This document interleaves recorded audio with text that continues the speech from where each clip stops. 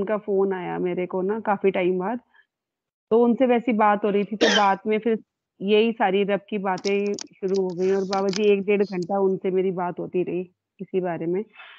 तो उनके मन में भी मैंने यही बात कही। वो कहते हैं जैसे हमारी दादा परदादों के टाइम की पुराने स्वरूप पड़े हुए हैं, तो हम सोचते परवाह करते, फिर मन में ना एक डर सा बैठ जाता है। फिर उनको सारी बातें मैंने समझाई। तो वो कहती हैं कि जैसे अब हम सारी मूर्तियां हटा दें और उसके बाद हम आंख बंद करके हम किसके दर्शन करें, किसका नाम, जैसे हम रब रब भी करते हैं, तो जैसे हम आंखों में कभी गुरुजी के को ध्यान में लगाते हैं, या माता रानी को या किसी को ध्यान में लगा के हम भगवान का नाम लेते हैं, तो हम उस समय जब रब रब करेंगे तो उस समय हमारी आंखों में या हमारे दिल में क्या बसना चाहिए, क्या कुछ स्वरूप बसना चाहिए। तो मैंने कहा नहीं, सिर्फ आप आंख बंद करो और आप सिर्फ रब का नाम लो, तो अपने यहाँ भी चमत्कार हो जाएगा। मुझे आगे एक्सप्लेन नहीं करना आया। इंसान का जो सबसे ताकतवर और स्ट्रॉन्ग जो एक्शन है ना, या फोर्स जो इंसान के पास सबसे ज्यादा ताकतवर है, वो माइंड की ताकत है, माइंड की फोर्स है। आपके हाथों में उतनी ताकत नहीं, जुबान में उतनी ताकत नहीं, पाँव में उतनी ताकत नहीं, शरीर में उतनी ताकत नहीं, जितनी ताकत रब ने इस माइंड में रखी। आप किसी गुरु को, किसी महापुरुष को, किसी प्रॉफिट मैसेंजर को जप्फी डाल के उतना प्यार नहीं कर सकते जितना उसका तसव्वुर ज़हन में बिठा के उसे प्यार कर सकते।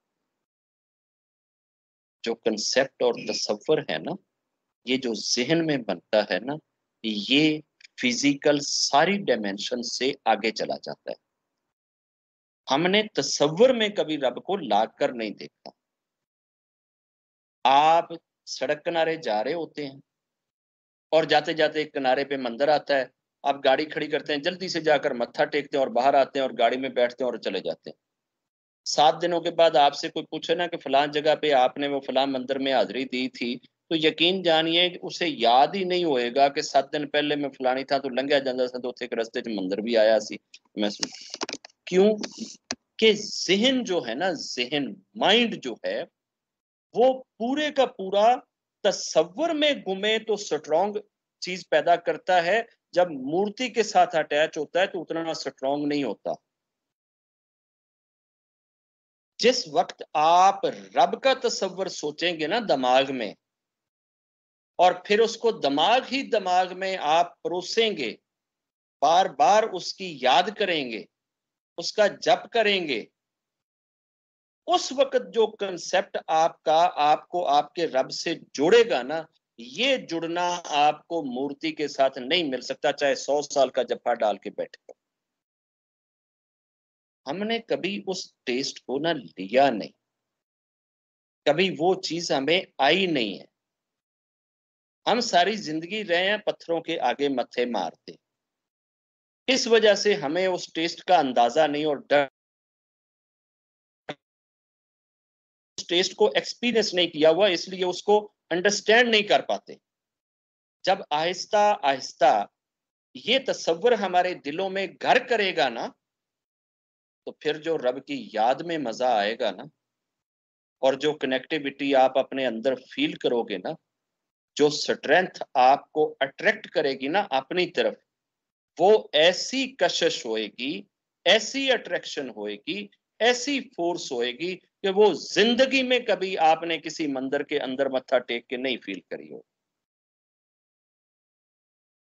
मगर उस तक जाने के लिए और उस तक पहुंचने के लिए थोड़ा सा समय कंटिन्यूटी के साथ, लगातारपन के साथ अपने रब का जप करना, अपने रब को याद करना और उसके तस्वुर में गुम होना जरूरी।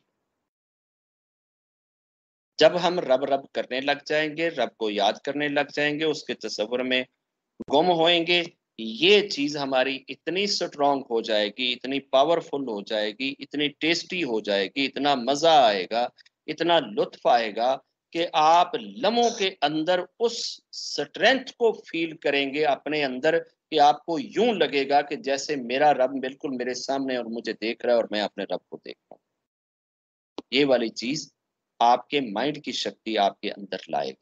मगर इसके लिए कंटिन्यूटी बहुत जरूरी। कंटिन्यूसली आप ये प्रैक्टिस करते रहें, खुद ब खुद आपको अपने रब का जप करना और अपने रब की याद के अंदर टेस्ट लेना आ जाए, मजा लेना आ जाए, और उसकी याद में गुम होना भी आपको आ जाए।